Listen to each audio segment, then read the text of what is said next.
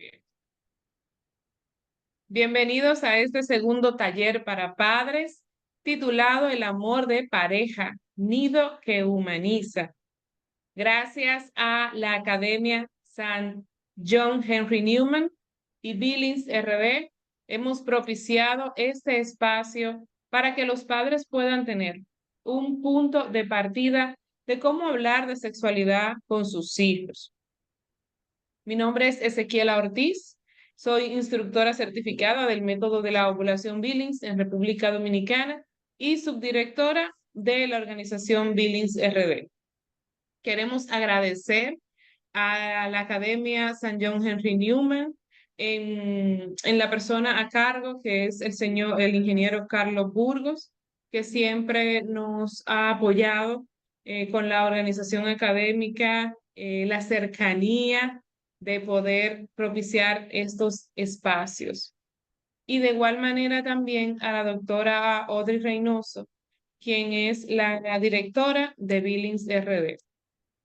Para iniciar, vamos entonces a hacer la siguiente oración, que la voy a estar compartiendo en pantalla y esperando que todos también podamos hacerla en nuestros hogares.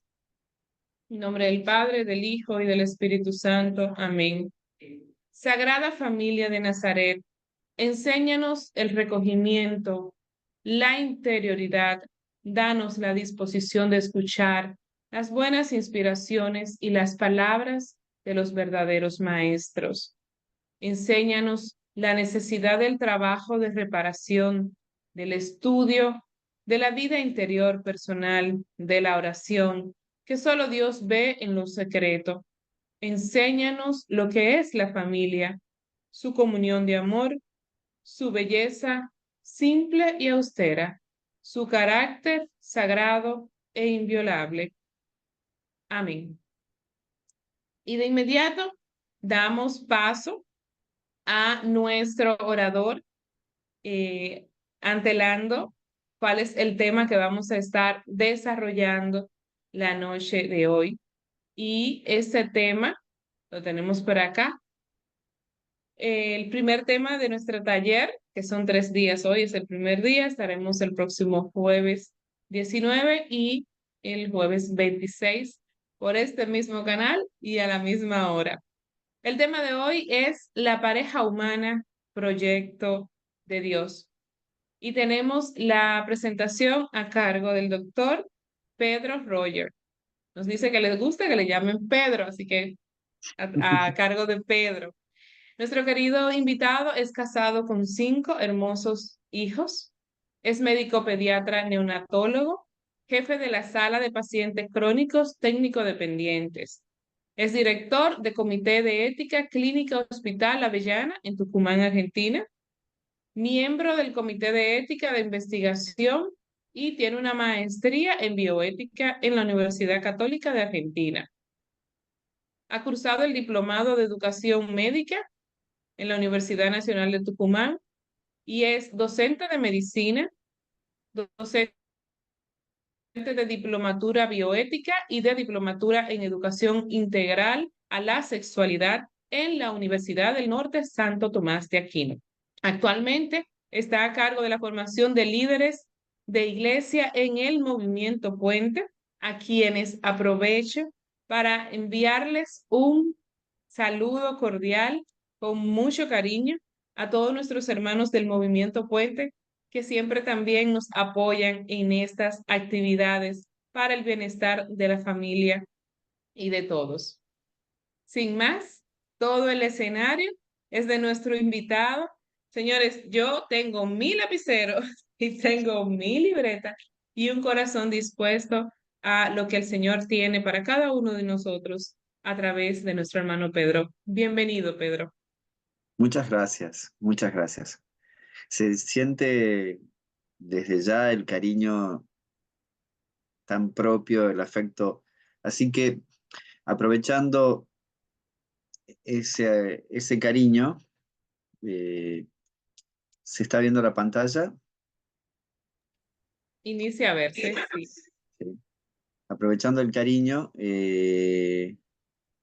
me siento en casa, así que desde ahí creo que es como una charla familiar, ¿tá? Excelente. Están viendo ya la primera parte, así es, la primera placa. Sí, así es, se ve muy bien. Bueno, eh, nos congrega un tema que em, para mí es apasionante. Eh, la pareja humana y el proyecto de Dios. El matrimonio a la luz de la antropología. A ver, no quiere responder. eh,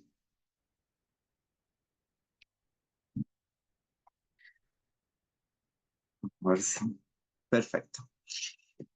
Siempre que hablamos del matrimonio, partimos de un concepto que la sociedad lo tiene exageradamente presente, pero es en esta exageración de la presencia está el error primero. Existe, sí, una desconexión significativa. De un lado, las lecciones fundamentales de la enseñanza a través de la experiencia y por otro lado, la doctrina continúan siendo consideradas y propuestas como una expresión del amor, ideal del amor. Por otro lado, también se perciben muchas como no adecuadas para la experiencia emocional del hombre y la mujer de nuestro tiempo.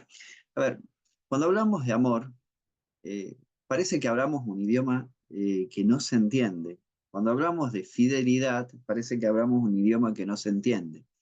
Eh, Cuando hablamos del valor del otro, lo que significa para mí el valor de la entrega, el valor de eh, dar, entregarme, darme eh, plenamente, a veces no se entiende.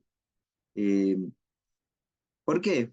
Porque se ha puesto la mirada actualmente en algo que es circunstancial, que es secundario, eh, que es la expresión de la felicidad, pero sin el compromiso. Una respuesta adecuada a los restos que enfrentan el matrimonio en la familia hoy en día no puede ser encontrada ni de una manera reformulando la doctrina, ni ni una adaptación obligatoria de la problemática a la situación de los orígenes. O sea, para dar respuesta a la actualidad del matrimonio y la familia, no podemos cambiar la doctrina de la iglesia, no podemos reformular para hacer una adecuación, sino que tenemos que conocer en profundidad a qué estamos llamados. ¿Se me escucha bien, Ezequiela? Sí, se escucha perfecto.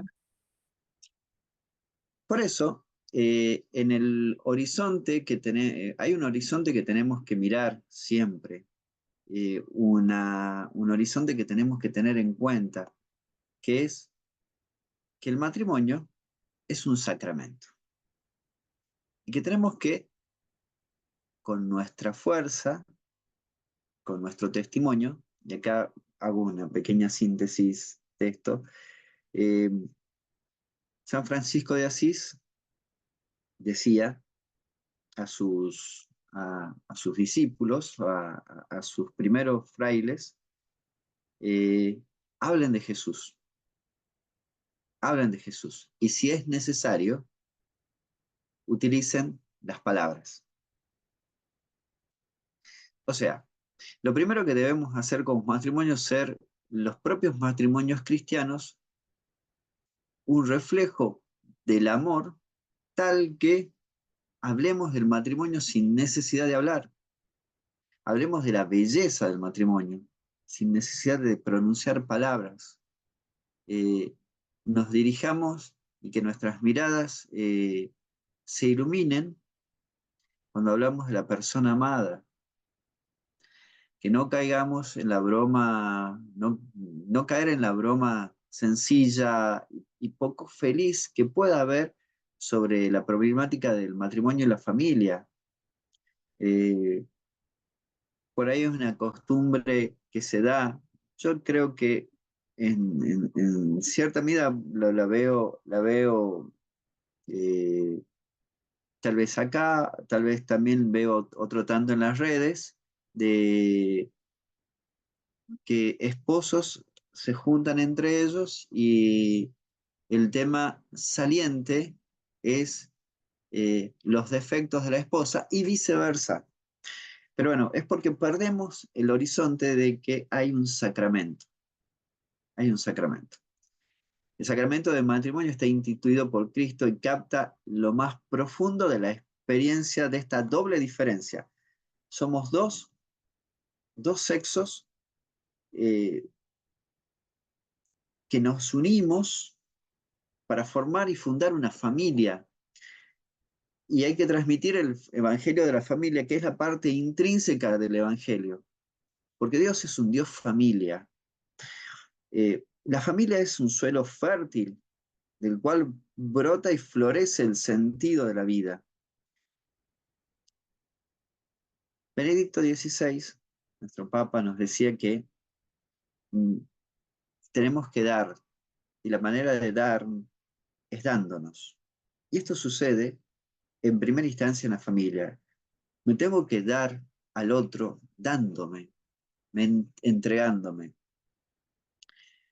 Eh, y ahí está la característica de la indisolubilidad, porque yo me abro al otro y me entrego y lo recibo al otro que se entrega.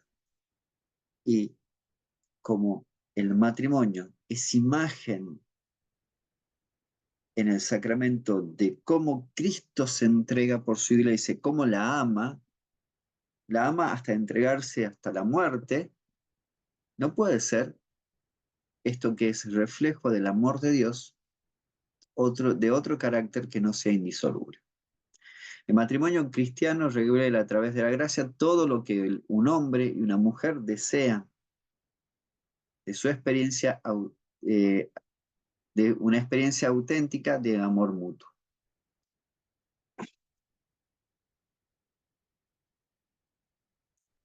Un punto me voy a detener acá.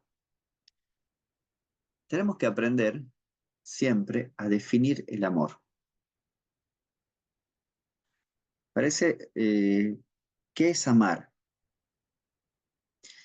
Eh, podemos, si le preguntamos a nuestros amigos, tal vez al que vive al lado, o en una charla en donde nos encontramos un grupo de conocidos en nuestros mismos espacios de trabajo, si preguntamos a la gente en general qué es amar, van a decir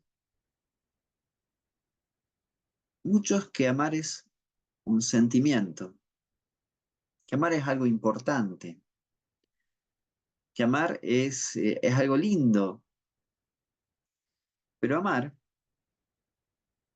no está definido por muchas personas. Saben que es algo importante, que la vida se entiende y se vive en clave del amor. Podemos tener eh, los bienes materiales más importantes, los logros intelectuales más destacados, eh, pero sin amor no sirven de nada. En este punto, eh, podemos entrar con dos pequeñas definiciones de amor. Uno, utilizando las palabras de Santo Tomás de Aquino, amar, va a definirlo Santo Tomás, es desear el bien del otro por el otro mismo. Si lo amo, deseo el bien del otro. Y me transformo en aquello que debe ser un bien para el otro. Por ahí me voy adelantando en puntos y que seguramente voy a retomar, pero bueno, es bueno detenerse en estas definiciones. Yo voy a hacer un bien para el otro, entonces me debo revestir de la mejor manera para hacer lo mejor para mi ser amado, para mi esposa, y ella sé que se va a revestir de la mejor manera. ¿Por qué? Porque me ama. Y mi felicidad no pasa por una autoafirmación, pasa por verla feliz a la otra persona. No pasa por mirarme a mí en el otro, sino mirar juntos a Dios. En el Evangelio, en la carta de Juan, la primera carta de Juan, Juan en 2 palabras va a decir, en 3 palabras, va a dar la definición del amor de una manera simple y profunda. Dios es amor. No es una cosa que Dios hace, sino es una característica en la esencia de Dios. Dios es amor. Por eso, esta antropología se funde en el amor que Dios nos tiene. Y el matrimonio se funde en ese amor de Dios. Por eso Dios está participando en la profundidad del misterio del amor. Hay una profunda conexión entre el matrimonio y la familia, y el sacramento de la Eucaristía. Se muestra como un elemento decisivo para entender el matrimonio en sí mismo. En la Eucaristía entendemos el matrimonio en sí mismo. El matrimonio cristiano está a la luz del misterio pascual. ¿Cómo es esto? No es que me caso por iglesia, porque es bonito, porque quedamos bien en las fotos, para que la novia se luzca, sino que el matrimonio es el reflejo del amor de Dios. Y si somos un reflejo auténtico, nuestros hijos pueden mirar, u otros pueden mirar cómo ama a Dios en el amor que los esposos se profesan.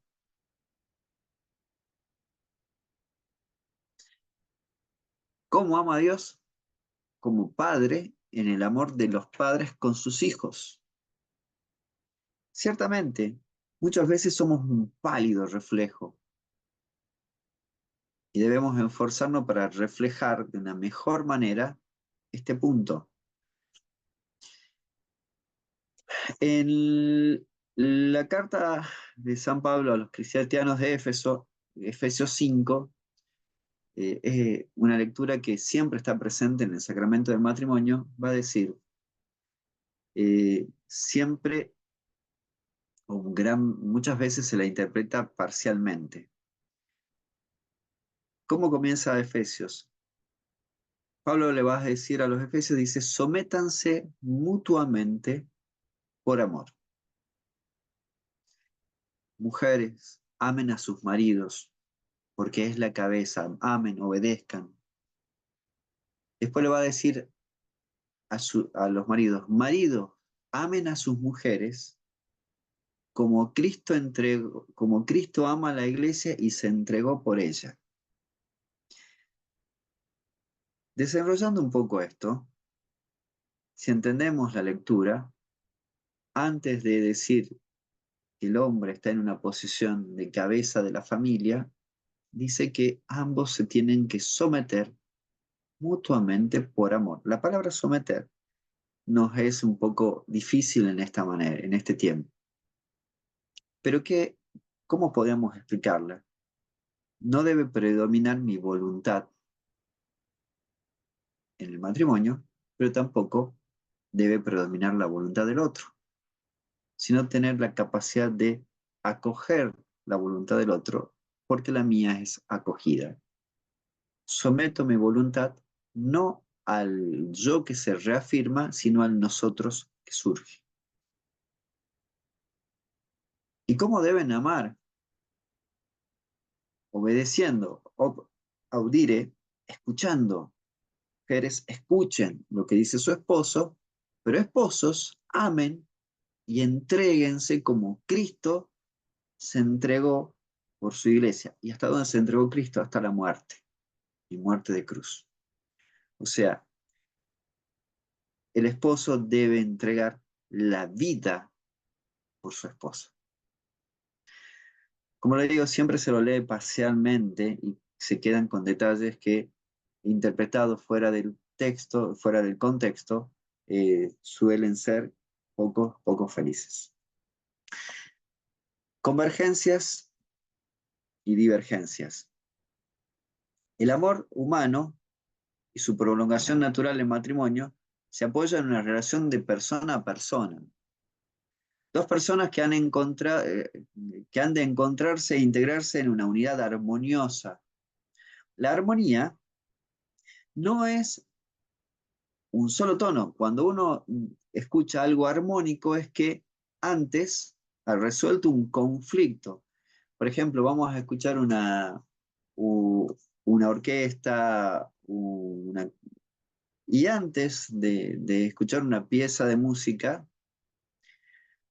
los instrumentos suenan en distintos tonos y en distintos tiempos, y el que no conoce dice, hay mucho ruido, pero cuando tocan en armonía, y la armonía es estos sonidos que se enlazan de manera tan perfecta que no puedo diferenciar cuál es uno u otro instrumento, pero lo que surge de los múltiples instrumentos me llaman a la belleza, me llaman a aquello que me eleva el espíritu. Bueno, estas dos personas deben integrarse y encontrar la armonía. Pero la armonía no se desarrolla espontáneamente, requiere un camino y un camino muchas veces arduo. Ahora, nada que valga la pena o nada que sea importante es sencillo, pero las cosas importantes cuestan. Las cosas importantes cuestan.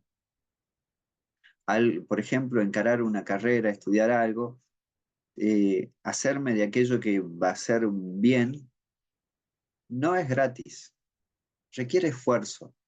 No estamos hablando de un costo en dinero, sino del esfuerzo que tengo que poner. Y la armonía se va realizando con esfuerzo, cediendo, acogiendo, entregando.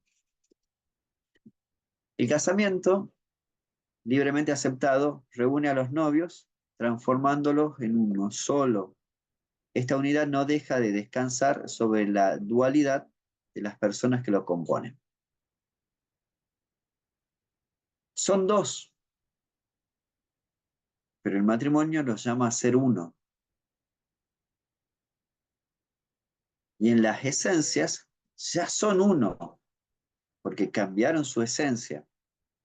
Ahora, en las apariencias, en lo externo, pueden mirarse como diferentes, pero deben tender a la unidad.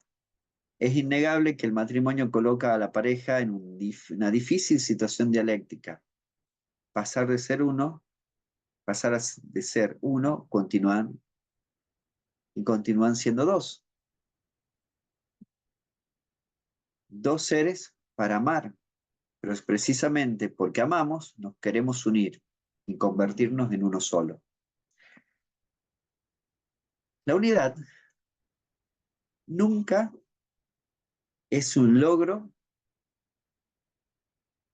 total, o nunca es una meta realizada, sino es un camino para andar.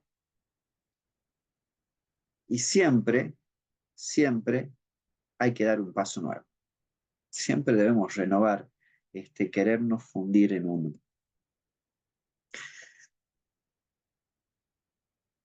Alcanzar la unidad se convierte en un deber para los esposos, porque es indispensable.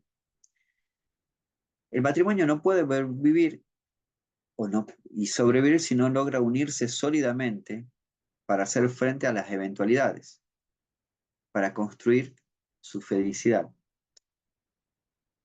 Uno siempre anhela que sus hijos sean fuertes, porque el mundo es un mundo que va a requerir de la fortaleza para ser enfrentado.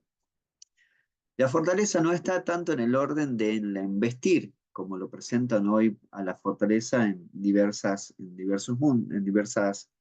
en diversos espacios. Tenés que ser fuerte, tenés que embestir, sino poder soportar, poder llevar, poder eh, reafirmarse en, en el ser, en los valores, en los principios fundamentales, como el bien.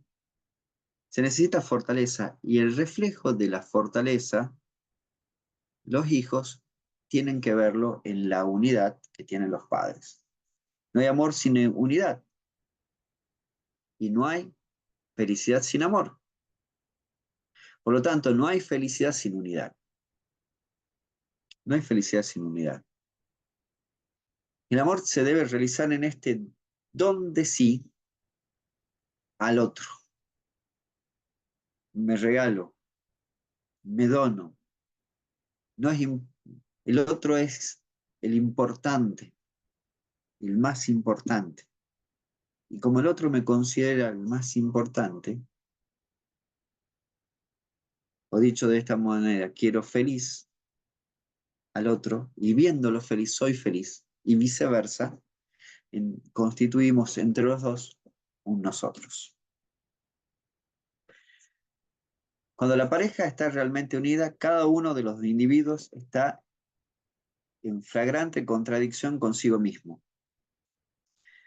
Vive en la antípoda, en el punto opuesto a lo que el mundo le presenta.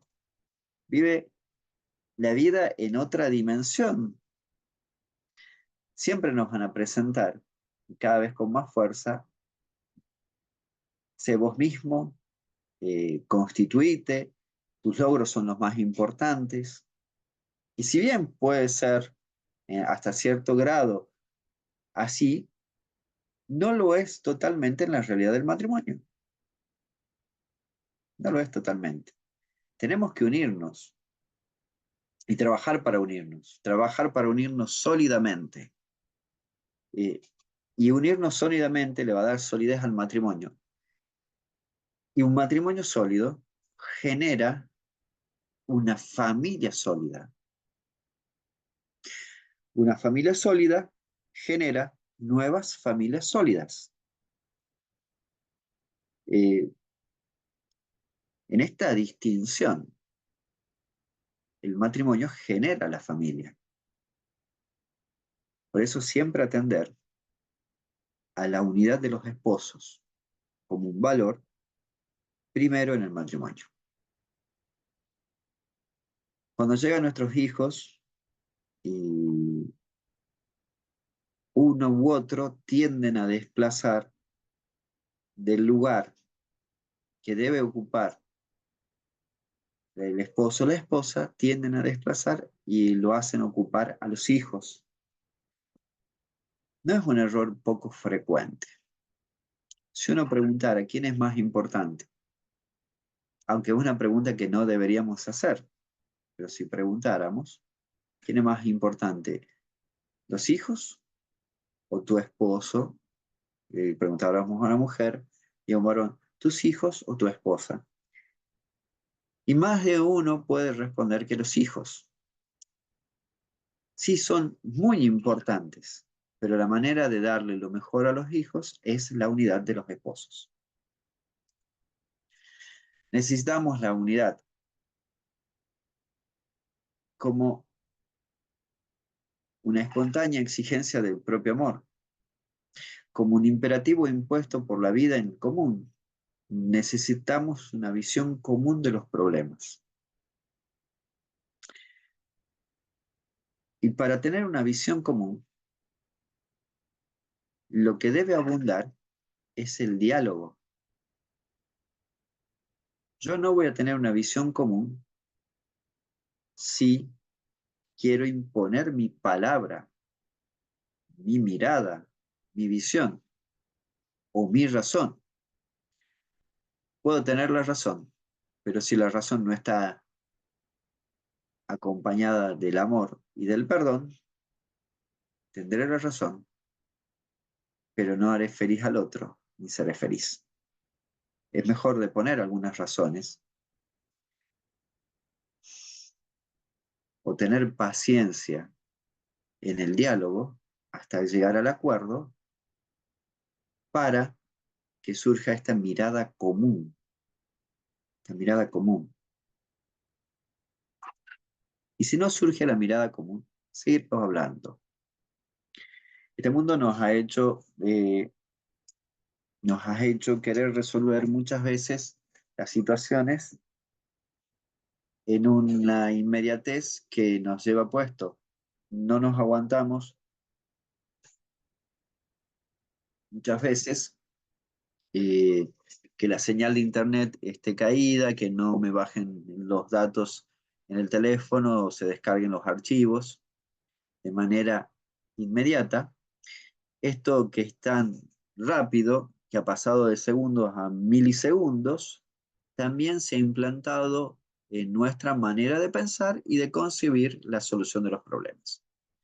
Todos queremos que los problemas se solucionen ya, que las soluciones sean espontáneas. Eh, en el mundo de la medicina, los padres quieren que sus hijos se curen rápidamente. Y a veces uno tiene que decir, perdón, que me vaya a este lado, pero es simplemente para este ejemplo. A veces uno tiene que decir, papás, esto requiere un proceso, un tiempo. Así también el diálogo y la relación de los esposos a la hora de resolver un problema. No necesariamente se resuelve en la primera vez que se dialoga. Y digo diálogo, no discusión. Aunque la palabra discusión tendríamos que rescatarla porque es discurrir, pensar, con tener dos caminos que discurren, pero que pueden ser después concurrentes. Eh, volviendo a este punto, necesitamos muchas veces hacer caminos. La vida conyugal no es una sociedad de dos miembros. Los hijos solo pueden crecer y encontrar el equilibrio, la felicidad en la paz, y la paz solo es posible en la unidad. Una familia no es una democracia, dicho de otra manera, en la que todos votan para resolver qué vamos a hacer, desde lo más simple, qué vamos a comer o a dónde vamos a ir de vacaciones. Eh, Uno puede escuchar, pero la decisión la tiene que tener este órgano conductor de la familia, que es la unidad de los esposos. De este diálogo surge esta manera de conducir a la familia, del diálogo íntimo de los esposos que hacen que sea una sola voluntad, que los hijos entiendan que preguntarle a papá y mamá es preguntar lo mismo, es preguntar lo mismo. Vale la pena preguntarle a los dos, vale la pena preguntarle a los dos, eh, no vale la pena preguntarle a los dos porque la respuesta va a ser igual en caso de algún conflicto, me estoy refiriendo. Van a tener la misma mirada y esta misma mirada es como estas comidas que fueron hechas con tiempo y que fueron hechas con mucha laboriosidad y que eh, no puedo encontrar los puntos de diferencia. ¿Por qué? Porque han constituido una sola masa. La unidad es difícil, pero lo difícil vale la pena. Y a la vez es posible. Los caminos de convergencia no son fáciles. No son fáciles. La ilusión inicial de los novios frecuentemente es que podrán unirse fácilmente. Eh, es más, el noviazgo que va creciendo en la antesala del matrimonio siente que todo su ser llama a la unidad. No voy rápido, ¿no? Isabela, Siquiera, perdón.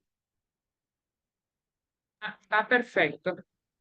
Perfecto. Bueno, se está entendiendo sin preguntas por ahora. Sí, sin preguntas por ahora, les recuerdo a los hermanos que están acá en la sala que si tienen alguna pregunta pueden levantar la mano y le damos paso al micrófono. O de igual manera lo pueden escribir por el chat y yo se lo transmito a Pedro. Muchas gracias. Decía que la unidad es anhelada, pero no es sencilla.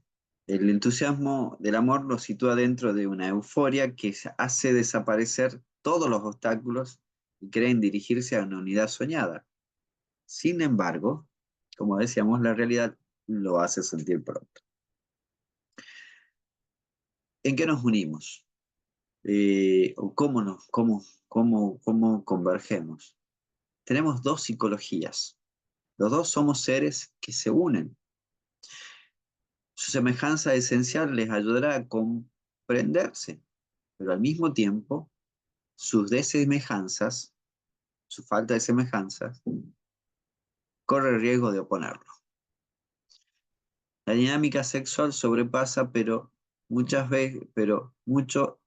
mucho la esfera de lo fisiológico. La sexualidad engloba todo el ser, no solamente lo biológico, con una fuerza característica que está en el origen de todos los comportamientos. El hombre y la mujer son diferentes en su cuerpo, pero también son diferentes en su espíritu. Pero esta diferencia llama la complementariedad. La complementariedad revela a la vez un proyecto de unión, pero esta unión es laboriosa. Los hombres miramos pocos colores. Si tuviéramos en la mano la paleta de un artista donde pone los diversos colores, los colores que utilizaría un hombre para pintar son mucho menores que los que utiliza una mujer, porque tiene una mirada de la vida, simplemente esto es un ejemplo de los colores, mucho más bella, mucho más profunda. Eh, También muchas veces se habla de la intuición femenina. La intuición femenina se apoya en la capacidad de observación que tiene una mujer, que no la tiene el hombre. Como así también un hombre no va a entender cuando dos mujeres están disgustadas. ¿Por qué? Porque el diálogo no, el disgusto, el asombro o la confrontación entre dos mujeres no pasa por la palabra, pasa por gestos que suelen ser muy finos. El hombre, la confrontación pasa por las palabras, pero pasa por lo físico. Eh, Estas dos psicologías, estas dos formas de enfrentar, también son las formas de pensar. El hombre es más concreto a la hora de tomar decisiones y la mujer suele tener mejor y una mayor mirada de los diferentes puntos o tópicos para tomar la decisión. Elabora más soluciones, tiene una mirada más global. Al hombre le cuesta tomar menos decisiones, pero tiene mucho mayor riesgo de falla. La mujer porque mira mejor la realidad, aborda mejor el problema, pero corre el riesgo de no decidir. Entonces, si unimos esta decisión del hombre con el análisis de la mujer, la decisión de ambos, fruto del mejor análisis, va a ser mejor. Son diferentes, pero complementarios. La psicología del hombre está atravesada por su identidad anatómica, está profundamente ligada al proyecto de paternidad y de esposo. El hombre está llamado a ser padre, un padre que protege, cobija, da solidez y firmeza. El padre, el hombre, está en el orden de la protección de la casa, la protección de lo externo hacia lo externo. La mujer, por su psicología y por su vocación maternal, está en el cuidado y en el calor de lo interno. Una casa Si una mujer suele ser una casa fría. La mujer le da el calor de hogar. ¿En qué está? En muchos pequeños detalles que la hacen bella, que la hacen atractiva. El hombre está más en las estructuras, pero no en los detalles que la hacen atractiva. No en los detalles que la hacen, que le dan calor, sino en lo externo.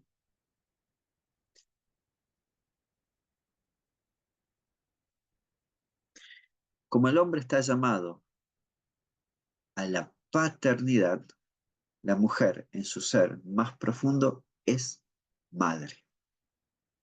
Aunque no tenga hijos, va a actuar como madre, va a actuar cobijando, va a actuar dando calor, va a actuar educando, muy propio de la maternidad, la educación. Es muy propio el trabajo en los afectos.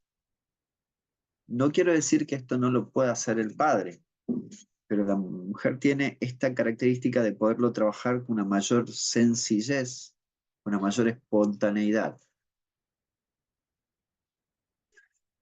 También tenemos dos personalidades. Una persona es un bloque de ser impenetrable. Desde el punto de vista antropológico, somos una unidad impenetrable que nos abrimos al otro para hacernos uno. El hombre tampoco es inconfundible, no puede ser confundido con el otro. También tampoco puede ser fundida con el otro.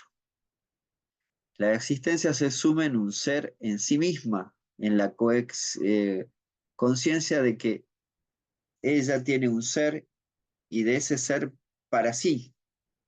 Ser en sí es por sí misma una esencia. Dicho en otras palabras, el hombre y la mujer tienen la conciencia de que son una unidad, cada uno, de que son un ser, que pueden, que tienen un microcosmo en su pensamiento, en su reflexión, en su sentir. Ahora, este microcosmo que es incomunicable se hace comunicable porque se pone como don para el otro, se entrega al otro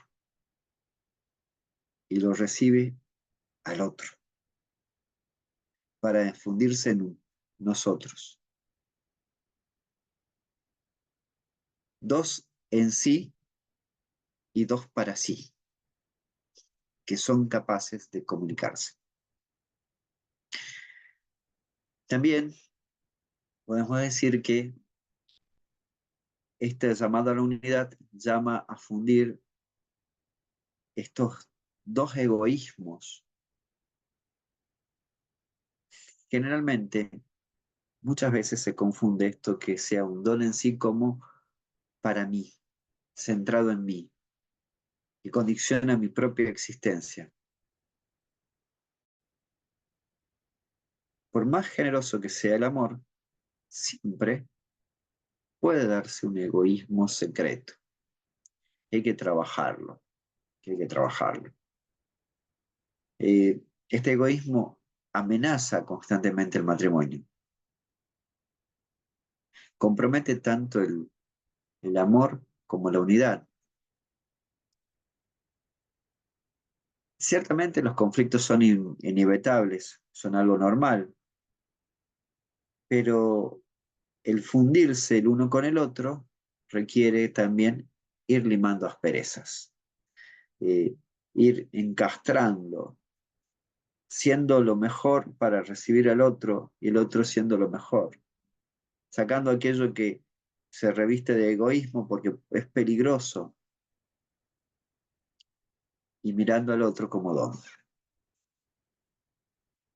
También tenemos dos educaciones y acá hay que ceder. Sí, no somos iguales, no venimos de la misma familia, tenemos que constituir nuestra propia familia. Que en mi casa se ponía la mesa así, y se comía de tal manera y las cosas estaban ordenadas en la cocina de esta manera y en el baño de esta otra. Y esta palabra que siempre es redundante, que dice, ¿a dónde te vas? A mi casa, cuando tu casa, tu hogar, es el lugar de la familia que estás constituyendo. En el matrimonio también nos cambia. Ya nuestros padres, nuestros hermanos, no son nuestra familia, sino se convierten en nuestros parientes, porque yo estoy constituyendo con mi amada, con mi esposa, una nueva familia, una nueva familia. No es en la orden del reclamo tu familia, no, no son ya mi familia, son desde ahora, desde el momento del matrimonio, mis parientes. No reniego de ellos, pero lo aprendido debe fundirse con lo aprendido del otro, más nuestra propia impronta. Cada hogar tiene un aroma especial, tiene un aroma especial. Cada hogar tiene un calor especial. Está dado, entre otras cosas, por cómo resuelve este hogar los conflictos, qué acuerdos tiene y cómo prepara la vida diaria. Cada familia se estructura según sus propios ritmos, tiene sus propios valores, sus particularidades, sus criterios, sus costumbres. Cada persona se descubre la marca indeleble, buena o mala, del medio familiar donde pasó su infancia, su niñez. Eh, Hasta le diría que uno debe descubrir cuál es el tenor de la sal con el cual se prepara la comida de esta familia, por poner un ejemplo culinario, porque esto es más bien culinario de mi familia, porque acá preparaban con mucha sal, y acá con poca sal, y nosotros cómo. ¿Qué gusto tienen nuestras propias comidas? Bueno, desde esos acuerdos tan sencillos a acuerdos mucho más importantes. Cuando se lleva a cabo el matrimonio aparecen las primeras dificultades, la desvinculación de los cónyuges y sus familias para fundar un nuevo hogar, que es necesario dejar el antiguo. Muchas veces cuesta porque se toma esta dinámica un fin de semana, vamos a visitar a tus padres, al siguiente a los míos, y así vamos alternando. Que en los primeros momentos puede ser adecuado y necesario, porque uno recibe no solamente el apoyo, sino el consejo de los padres, pero va llegando un tiempo en que la constitución de la familia requerirá también de otros momentos propios para poder charlar, para poder estar. Las mujeres suelen estar más ligadas a sus familias y los hombres más ligados a sus madres. Pero también tenemos que tener en cuenta que uno no se casa solamente con su esposa, sino que tiene, en cierto modo, se integra a una familia grande de la cual viene su esposa y viceversa. La antropología adecuada y la diferencia sexual. Bueno, un poco ya veíamos esto, dos sexos diferentes, debemos reconocer que nunca puede ser superada esta diferencia que es complementaria, que es para la complementación. Está la diferencia que parte de la misma diferencia corporal, la complementariedad, la fuerza, la sensibilidad, eh, la mirada, la percepción, lo estructural, aquello que hace al calor, Muchas veces la cultura contemporánea reemplaza el binomio identidad y diferencia por el binomio igualdad-diversidad. El hombre y la mujer no son iguales, son diferentes. Lo que no quita que esa diferencia sea un posicionamiento de uno sobre otro, sino que esa diferencia llama a la complementariedad. La justa promoción de la igualdad entre la mujer, entre las personas, especialmente entre hombres y mujeres, muchas veces ha llevado a algunos a considerar las diferencias como discriminatorias. Diferencia y diversidad no son sinónimos. Eh, las mismas designan dos experiencias humanas profundamente no similares, por lo menos desde el punto de vista antropológico. La palabra diversidad viene de divertere. Esto se refiere normalmente a un sujeto en una dirección diferente con respecto a otro sujeto. Por lo tanto, dos o más sujetos autónomos son diversos si pueden entrar, son diversos si pueden entrar en relación o van en direcciones opuestas mientras se mantienen en su subjetividad autónoma. De esta forma, la diversidad trae consigo un juego de una relación interpersonal. Yo, diferente al otro, diverso del otro, puedo relacionarme con el otro de manera interpersonal. Al contrario, lo que experimentamos como diferencia se refiere a esta realidad interpersonal. Yo diverso soy diferente al otro. Esta relación con la persona individual en su identidad constitutiva. Diferencia viene del verbo diferere, el cual en su nivel más elemental significa hacia otro desplazarse. La apariencia de un individuo del sexo opuesto me llama hacia otro lugar, me desplaza. Me dice yo con respecto al otro, soy distinto, soy diferente, no soy igual. Por lo tanto, este opuesto no quiere decir conflicto.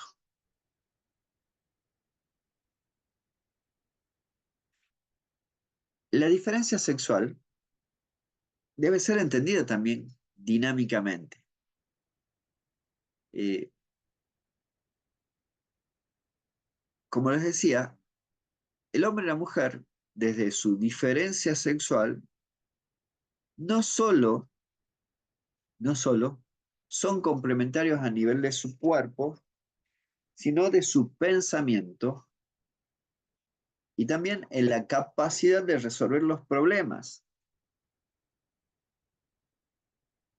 No son iguales, pero esa no igualdad no significa que no puedan aportar aspectos que sean complementarios.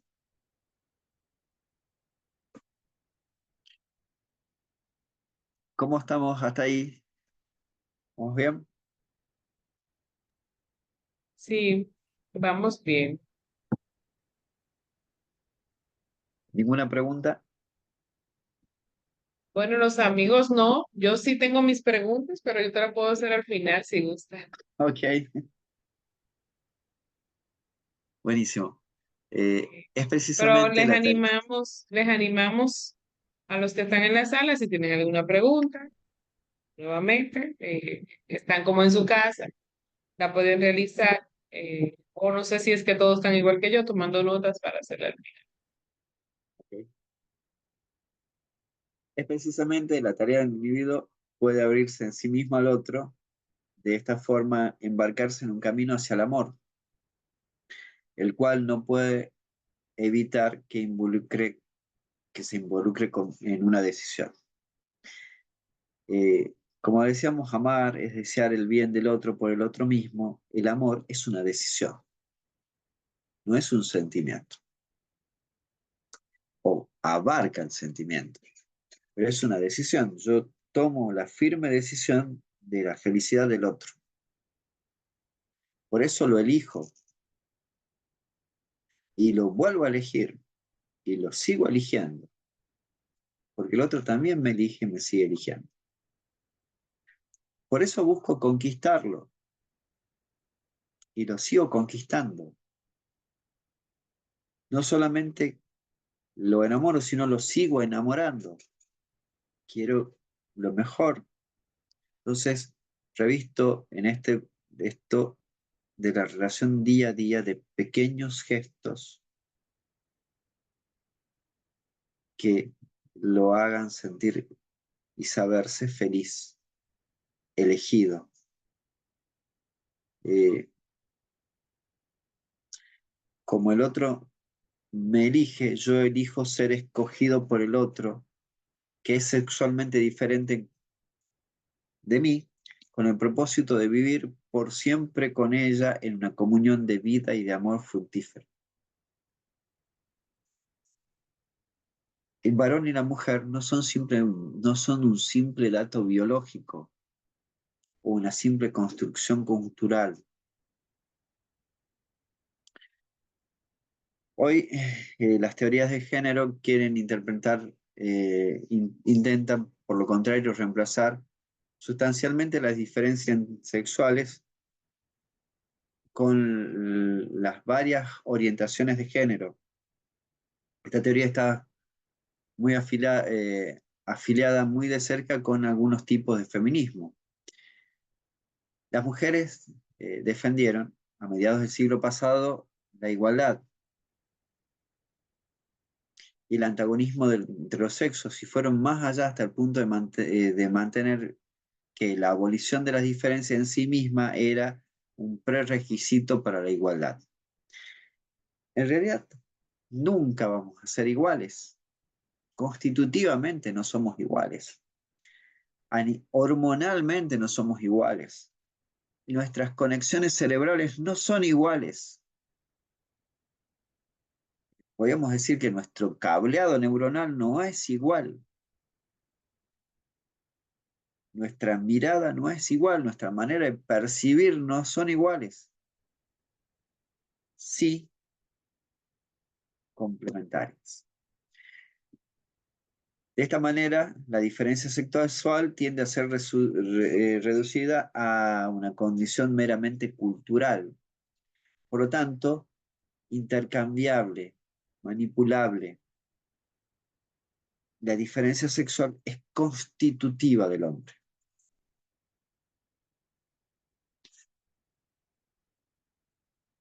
El propio cuerpo, la evidencia del propio cuerpo, la propia carne, eh, me lleva a mirar al otro. La experiencia básica del ser humano, sin embargo, da fe de la autoevidencia del eros como una apertura original hacia el otro y hacia la fecundidad de relación inscripta en la evidencia propia de la diferencia sexual de los cuerpos. La diferencia sexual corporal llama a la unión. La carne, como un cuerpo sintiente, revela que nuestro estar ahí, nuestra existencia en la medida que está situada dentro de la diferencia sexual, siempre ocurre dentro de relaciones con Dios, con otros y con nosotros mismos, marcadas por estas diferencias.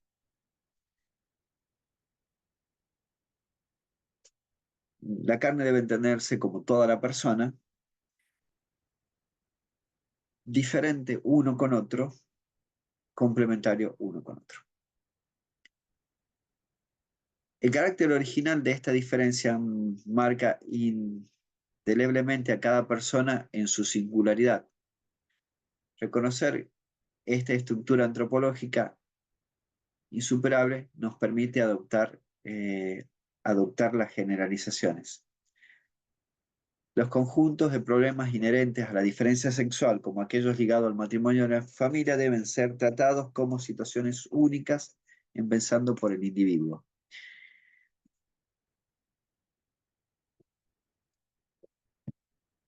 Nuestro cuerpo nos llama a la unidad.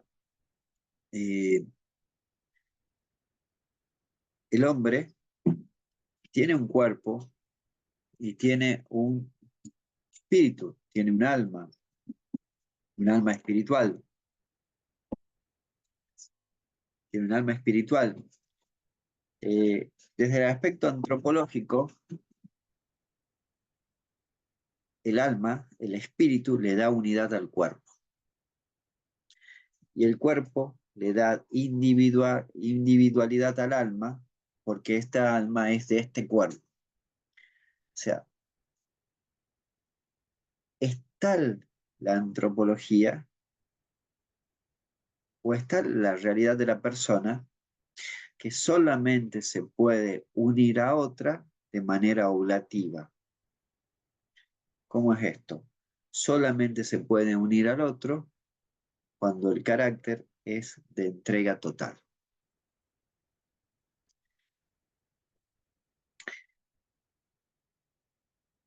Nuestro cuerpo, todo nuestro ser nos llama a la unidad. Bueno, creo que esta es la última Ezequiela. Hemos andado en un tiempo bastante, bastante bueno. Ay, muy bien, sí. Y Así que muy claro present- todo. ¿Ibas a decir, Pedro? he dejado de presentar, ¿no? Sí, me gusta mucho el tiempo que dedicas para explicarlo, la forma tan clara. Y ¿Verdad? mientras yo misma me hacía las preguntas, tú mismo ibas respondiendo. Y creo que respondiste del principio a mis preguntas, en lo que los demás se animan, si se animan. No hay problema, no hay problema. Porque, ¿cómo También. trabajar este? Empiezas diciéndonos del matrimonio como sacramento. Yo creo que ese debería ser como la solución de todo. Pero en la realidad práctica que estamos, nos ha tocado vivir en la actualidad, mencionas ese egoísmo que a veces es un egoísmo que quizás está trasfondo, no ni siquiera a la vista necesariamente. Entonces, ¿cómo trabajarlo los esposos? ¿Con qué herramientas pudieran contar? Porque por eso estos talleres, para que puedan ver que desde su amor esponsal comunican una sana sexualidad a sus hijos. Pero ¿cómo si está ese vínculo ahí, esa tensión? ¿Cómo poder trabajarlo? ¿Qué herramientas pudieran auxiliarse? Primero reconocer esta tensión existe, ¿no? O sea, no somos iguales, ni vamos a ser iguales, pero sí tenemos esta posibilidad tan hermosa de complementarnos. Eh, Le decía que los esposos se quieren unir, ¿no? Y hablando desde un aspecto antropológico, desde la fe, la unidad solamente es una unidad eh, cuando hay un tercero que genera la unidad. Solo es posible en una unidad del tercero que genera la unidad. ¿Por qué? Podemos hablar de los números. El uno habla de egoísmo o de absoluto. O sea, Dios es uno, es absoluto. Pero si ese uno solamente se queda en un uno, puede ser hasta ciertamente autoritario. El 2 hay diferencias. Ya voy a la pregunta, abordo este punto y voy a la pregunta. El 2 hay diferencias, pero pueden ser complementarios, pero hay diferencias, pueden generar conflicto. Y el tercero es unidad y diversidad. Unidad, somos uno y diversos. Esto que es una manera de explicar la Trinidad también se da en el matrimonio. O sea, entre los dos, el que nos une es Dios y saber que esto está presente. Por eso, una de las cosas que como matrimonios cristianos no deberíamos dejar de lado es una Eucaristía, tener la Eucaristía dentro de nuestra manera de crecer en la unidad, ¿no? Otro punto es desde la fe, y ya voy al plano natural, pero quería puntualizarlo a esto. Otro es no dejar de tener una oración común, porque si pedimos la unidad de los cristianos, también tenemos que pedir la unidad de los esposos, ¿no? Voy puntualmente a esto. Los esposos tienen que saber que nada puede quedar excluido del diálogo. Nada, nada, nada, nada, nada, nada. Eh, Saber acoger que el otro piensa diferente que yo.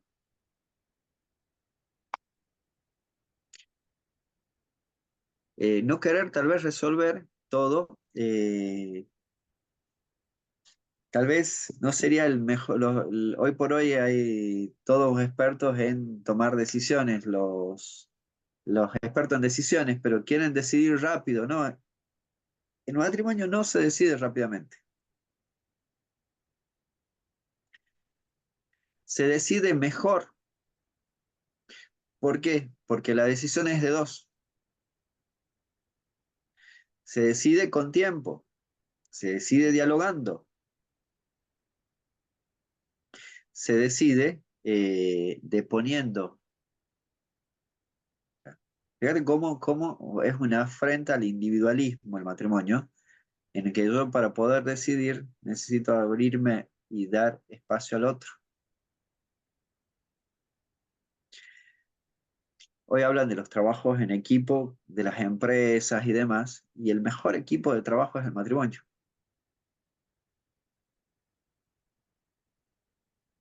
Así que enseñarle a nuestros hijos, enseñarles cómo papá y mamá dialogan. Y no tienen problemas papá y mamá de dialogar frente a sus hijos, pero hay diálogos que el papá y la mamá deben llevarlos adelante. Entonces, muchas veces perdemos este espacio de la intimidad de los esposos, pero que son espacios muy ricos. Lo voy a decir eh, tal vez como un ejemplo, y pido disculpas si no es apropiado el ejemplo. Eh, los tucumanos, los argentinos, solemos para resolver cuestiones tomarnos un café o tomarnos un mate en bombilla, como dice. Bueno, eh, salir a dialogar, salir a cenar juntos, salir al cine, eh, compartir un helado, los esposos, pero para que ese helado, ese diálogo, ese café, esa cena, ese lugar esté imbuido del diálogo. Aquellos que se unen en lo cotidiano se van a unir también en el lugar de los esposos, que es el lugar de su dormitorio, de su lugar conyugal. Eh, un sacerdote decía que el matrimonio tenía como tres altares, y me parece muy bueno recordarlo esto. Creo que por cómo te sonríes es que lo Sí. escuchaste. Eh, el altar de la Eucaristía, de la palabra, el altar de la mesa, este mueble constituye ante todo un lugar de compartir, comer en la misma mesa, compartir, y la cama de los esposos. Son los tres altares donde se da esto. Y hablamos de altares, hablamos de sacrificio. Y si hablamos de sacrificio, hablamos de cosas que no nos gustan, que queremos huir. El hombre quiere hoy por hoy huir del sacrificio o querer las cosas sencillas. Y sabemos que el sacrificio tiene una ganancia tremenda a posterior. O sea, nada bueno se obtiene si no hay sacrificio. Obviamente, también tenemos que ser los mejores publicitando el matrimonio cristiano. Yo soy mercadóloga, doctor, ¿Cómo? y yo soy mercadóloga de profesión. Sí. Y mercadear el sacrificio. La doctora Audrey se ríe, que sabe que está ahí. Mercadear el Audrey. sacrificio. Un gusto verla, Audrey. Puede abrir su micrófono, doctora. Mire, mercadear el sacrificio Ajá. es un gran tema. Mercadear el sacrificio. Bueno, a ver, estamos dispuestos a hacer sacrificios tremendos por cosas que son accesorias. Eh, Están de moda por estos lares los ayunos intermitentes, las dietas estrictas, tomar este ejercicio, demás. Y si podemos hacer eso por nuestro cuerpo,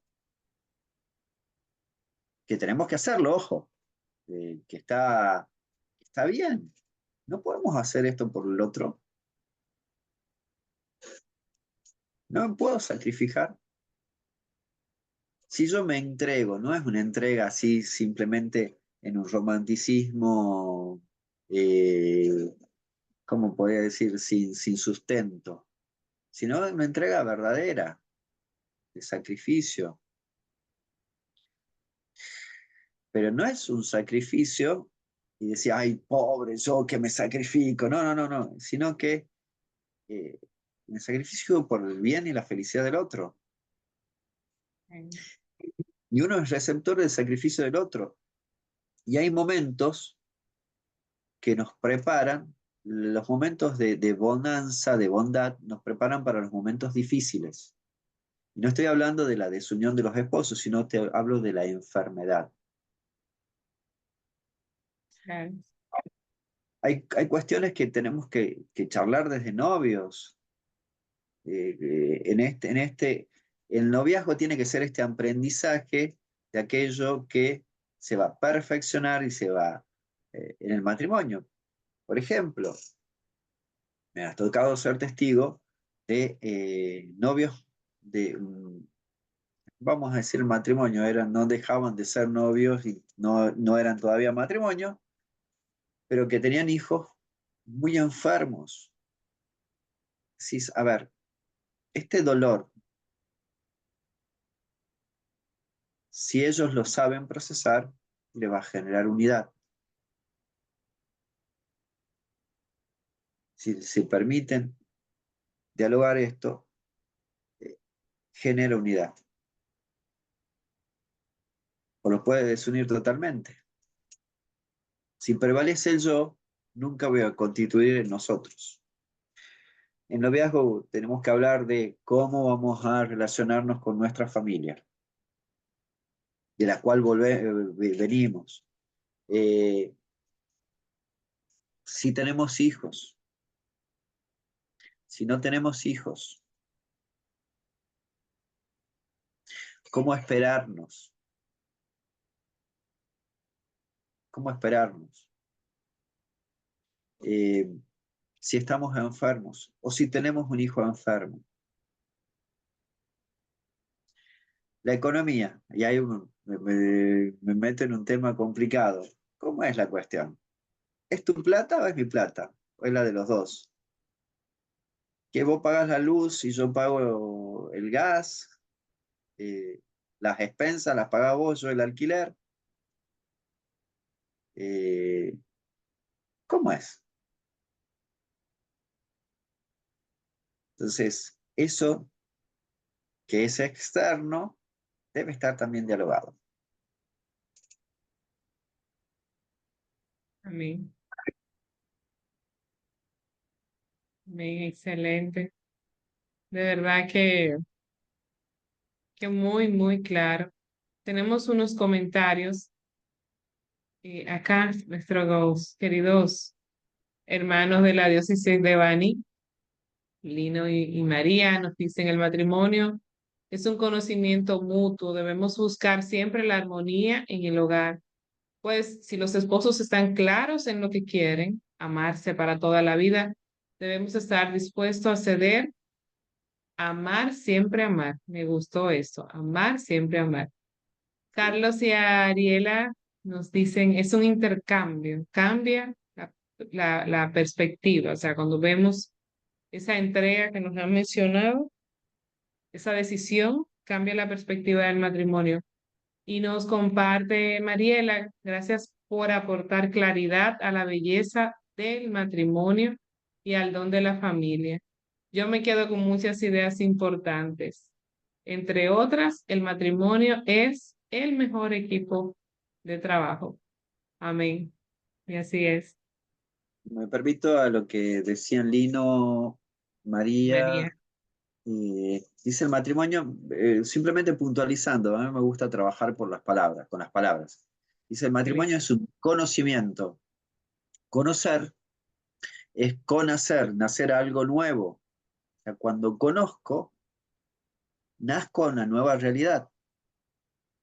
Y a la persona amada no la conozco totalmente, como tampoco me conozco a mí totalmente.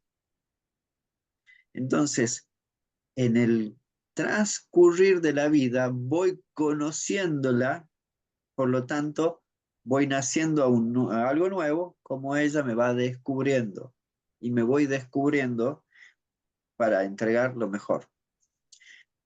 Un poco el conocimiento siempre eh, eh, es muy importante. Conocernos eh, nos lleva a gran parte de la tarea. ¿Por qué? Porque nos conocemos en esta situación. Pero hay situaciones que nos ponen en el límite. Como decía, de enfermedad, alguna catástrofe, algún acontecimiento, eh, nos ponen nuestros límites. Y necesitamos conocernos y entendernos y aportarnos en ese momento también. Excelente. Miriam nos concreta acá, me dice, en relación cómo enseñar a la sexualidad de nuestros hijos, quizás lo concreto, desde lo desarrollado por Pedro, sea comenzar a revisar el diálogo de la pareja, abandonar la idea de imponerme o se impone el otro, teniendo tiempo de diálogo y llegar a un acuerdo. Esto es percibido por los hijos y aprenden cómo vincularse con el sexo opuesto. Excelente acotación de nuestra querida Miriam. ¿Queremos hablar de los hijos de sexualidad? Veamos si estamos hablando entre nosotros, ¿verdad? Como nos ha dicho Pedro. A ver, desde este punto hay herramientas que surgen desde la simpleza. Por ahí lo más simple parece lo más complejo. Eh, eh, como decirle a tus hijos, porque se lo decís a tu esposa, vos sos importante para mí, te amo y siempre te vamos a amar a pesar de las decisiones o teniendo en cuenta las decisiones, no por las decisiones que tomes, sino porque sos importante. Eh, revestir de gestos, revestir de gestos. Muchas veces no podemos decir, bueno, que hubiéramos querido que nuestros padres nos hubieran revestido de estos gestos. Bueno, lo hicieron de otra manera. Tenemos que descubrir cómo nos enseñaron nuestros propios padres, tal vez con menos palabras. Nosotros enseñar tal vez con más palabras. Eh, pero revestir de gestos. Papá, tal cosa. Verá, diálogo con tu mamá. Mamá, tal cosa. Con tu papá hemos dicho tal. Claro, claro. ¿No? No pimponearlos, no que papá, sino que sepan que sientan la unidad. Sí. Si viven esta unidad, ellos van a querer también una unidad sólida. ¿No? Eh, no le va a dar lo mismo, no le va a dar lo mismo. El, el gran daño que le podemos hacer a nuestros hijos es eh, un daño que hoy por hoy se ha normalizado, que es la ruptura del matrimonio. genera un daño, no es inocuo, no es inocuo. Como también genera un bien el matrimonio sólido, el trabajo, esto no es permanecen juntos eh, por los hijos, no, permanecen juntos porque se aman y se entregan el uno al otro, y Sí, así se entregan a los hijos, como diferente. Ellos lo perciben. excelente. Ya entonces acá para ir finalizando por la hora y agradeciendo a todos los que han permanecido en la sala. Miguelina nos dice, excelente explicación y claridad del matrimonio. Sin embargo, pienso que muchas veces corremos del sacrificio porque no conocemos nuestra historia para sanarla y poder entregarnos completamente al otro, sin ver esa entrega con dolor y como una cruz imposible de cargar, sino desde el amor de Dios. También desde ahí el abrirnos a la vida y amar y ver a nuestros hijos como tesoro del cielo. Me gustó esta distinción que hace del sacrificio. No es un sacrificio eh, que lo hago convencido del bien que genera. O sea, perdón el ejemplo que quiero simplemente para completar el punto del sacrificio, eh, y que viene del lado de la experiencia personal. A mí me costó mucho recibirme de médico. O sea, tuve que hacer sacrificios. Simplemente estudiar y no acceder a tal o cual cosa, tal o cual divertimento, tener un ritmo. Lo digo a mí, creo que en general nos puede haber costado a todos en algún punto. Esto no voy a hacer, pero el bien por el cual dejaba de hacer tal o cual cosa era de tal envergadura que valía la pena no hacer. Entonces, no me siento mal o frustrado porque el bien es mayor. Puedo dejar estas cosas que son menores en orden a un bien mayor. Cosas que son buenas, y acá hay una distinción que hace San Agustín. Hay las cosas son buenas en sí mismas, pero un bien que es bueno en sí mismo no es necesariamente un bien para mí. Yo voy a renunciar no a aquellas que son malas. Muchas veces, renunciar a lo malo es sencillísimo, pero Si no te lo renunciar, propagandan, si ¿qué? no te lo dan como propaganda. Obvio. Pero sí renunciar a un bien porque no es un bien para mí en este momento bajo estas circunstancias. Claro. Se me ocurren, a ver, eh, eh, tengo que tomarme al otro día un laboratorio y renuncio a esta cena, pero porque el bien es tomarme el laboratorio, un análisis, porque me va a ayudar a tal o cual proceso. Pero los ejemplos algunas veces vienen del lado médico y no se me ocurren en este momento con menos neuronas. Pero bueno, a ver, me levanto temprano porque voy a una entrevista de trabajo. Estoy renunciando a dormir, Claro. pero el bien es que este trabajo va a ser el que me va a permitir tal o cual eh, solidez económica que me va a permitir hacer tal o cual cosa, por ejemplo. O sea, ¿estoy renunciando a descansar? Sí. ¿Es malo descansar? No. Pero renuncio a esto por esto que es mayor. Y acá, eh, también en esto de la renuncia o del sacrificio, ¿no? Eh, los matrimonios cristianos tienen que ser matrimonios felices, tienen que mostrar, tienen que atraer, porque es verdad, es verdad. Tenemos principio de unidad que es Dios. Mi esposa es salesiana, es cooperadora salesiana, y dice un cristiano triste, un triste cristiano. O sea, tenemos que mostrar la alegría de ser y de estar en Dios, ¿no? Amén. Amén. Así es.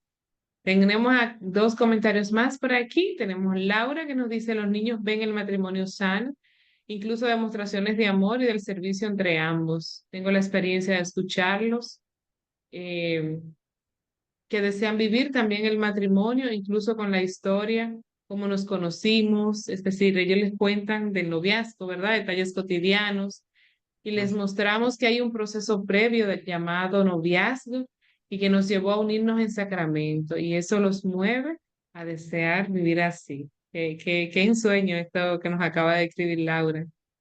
Bueno, Laura tiene mucha razón. Preguntarle a quienes están de novio qué es el noviazgo. Y puede haber muchas dudas, pero el noviazgo en sí mismo es un camino de preparación al matrimonio. Que termina en el matrimonio o no termina en nada. Ahora, si es un camino de preparación, me debo preparar de manera adecuada.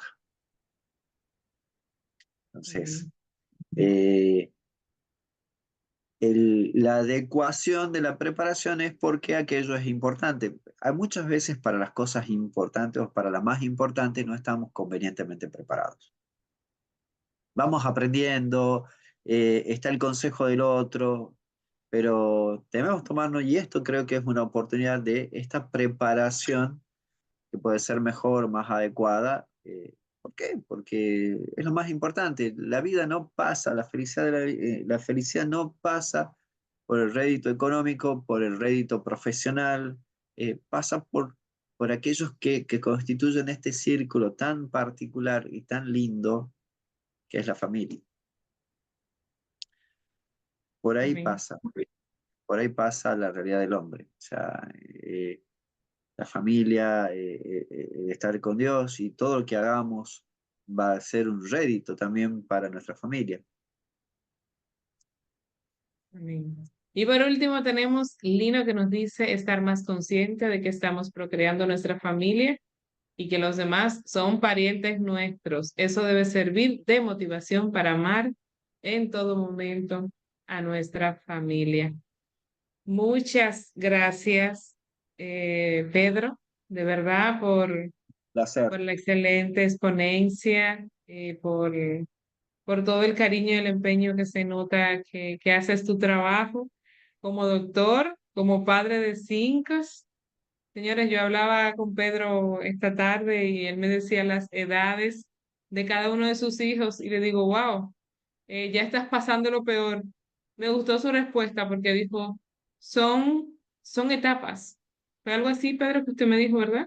Sí, O sea, desde lo natural, no se me quejó ni del de 18 ni del de 11. Fue dentro de la naturalidad de vivir cada etapa de sus hijos y me gustó mucho escucharlo. Yo dije, por eso me voy con lápiz y papel para la charla de esta noche. Y así con lápiz y papel también les vamos a esperar el próximo jueves, que vamos a tener a nuestra querida Miriam Dandonoli de Pérez, también desde Argentina. Y el tema que nos va a tratar es la pareja humana, nido que humaniza, con una síntesis biopsicosocial. O sea que les invitamos a que puedan participar la semana próxima y también compartir con sus familiares, sus amigos de este taller. Esta grabación la vamos a colocar en el canal de Billings RD y bueno, va a estar al acceso de todos. Pedro, si quisieras dejar un mensaje final para que luego nuestro querido Lino, que es nuestro diácono de Billings RD, de la diócesis de Baní, nos dé la bendición. primero, gracias. Gracias por la escucha, por el tiempo, gracias por el compromiso, ¿no? A mí también me genera eh, me mueve el corazón el compromiso que veo en ustedes. Me genera admiración cómo la tecnología nos acerca y lo agradezco. Pero bueno, si me quedo con algo para decirlo es esto de que hay que valorar tremendamente la complementariedad del matrimonio, valorar tremendamente, valorar la unidad que solo es posible en Dios o se perfecciona en Dios, pero tenemos que hacer nuestro trabajo. Que el matrimonio cristiano es reflejo, ante todo, de, de cómo ama a Dios, que eso nos obliga a mostrarlo de una mejor manera. Bueno, y por último, nuevamente agradecido y a su disposición, ¿no? A su disposición. Desde mi humilde lugar, a su disposición, que puedo aportar, y gracias por el tiempo. Muchas gracias, Pedro. De verdad que sí. Hermano Lino, querido, eh, si nos apoyas para cerrar con la bendición El Señor esté con ustedes. y con tu espíritu. La bendición de Dios Todopoderoso, del Padre, del Hijo y del Espíritu Santo, descienda sobre cada uno de ustedes, sobre sus familias, sobre sus hogares, sobre sus vecinos y permanezca para siempre. Amén. Amén. El Señor nos dé un feliz descanso y una santa muerte. Amén. Así sea. Muchas bendiciones a todos y gracias nuevamente por estar acá presente.